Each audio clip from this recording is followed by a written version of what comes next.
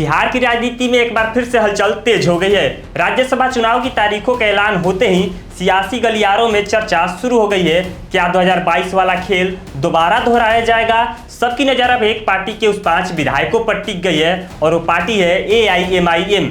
क्या ओवैसी की पार्टी बनेगी किंग मेकर या खुद की सियासी खेल की हो जाएगी शिकार? नमस्कार, अनुपम मिश्रा और आप देखना शुरू कर चुके हैं मीडिया दर्शन। दरअसल बिहार में राज्यसभा की 5 सीटें खाली हो चुकी है। चुनाव कार्यक्रम की घोषणा होने के साथ ही राजनीतिक हलचल तेज हो गई है। सत्तारूढ़ पार्टी हो या हो विपक्ष, दोनों अपनी अपनी गणित बैठाने में जुट गया है। लेकिन असली सस्पेंस 5वीं सीट को लेकर है। याद कीजिए 2022 का भी राज्यसभा चुनाव हो रहा था। उस वक्त भी काफी सियासी उलटफेर हुआ था। विधायकों ने अपना पाला बदलकर पूरी तरह से समीकरण को बदल दिया था। इस बार भी चर्चा है कि AIMIM के 5 विधायक अहम भूमिका निभा सकते हैं। बिहार विधानसभा में AIMIM के 5 विधायक है। संख्या भले ही उनकी कम है, लेकिन राज्यसभा चुनाव में हर एक वोटों की कीमत होती है।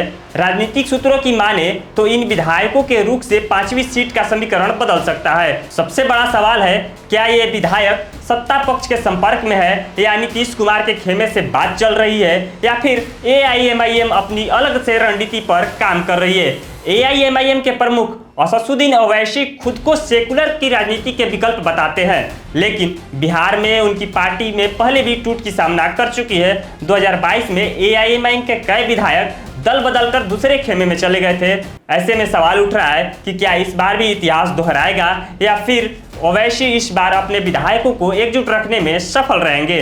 राज्यसभा चुनाव में जीत को लेकर विधायकों की संख्या तय होती है। अगर किसी गठबंधन के पास पर्याप्त संख्या नहीं होती है तो उस समय छोटे दलों और निर्दलीय विधायकों की भूमिका बढ़ जाती है। यही वजह है कि AIMIM के 5 विधायक इस वक्त राजनीतिक केंद्र में हैं। अगर ये विधायक किसी एक पक्ष के साथ समर्थन करते हैं तो 5वीं सीट की खेल पूरी तरह से पलट सकता है। 2022 में जिस तरह से अचानक पाला बदला हुआ, उससे बिहार की राजनीति को भी चौंका दिया था। इस बार भी राजनीतिक हलकों में फुसफुसाहट है, बातचीत जारी है, रणनीति बन रही है और अंतिम समय में बड़ा फैसला भी आ सकता है। हालांकि अभी तक AIMIM की ओर से आधिकारिक बयान नहीं आया है और अगर AIMIM सत्ता पक्ष के साथ जाती है तो यह विपक्ष के लिए बड़ा झटका हो सकता है, और विपक्ष के साथ रहती है तो यह मुकाबला बड़ा दिलचस्प हो जाएगा।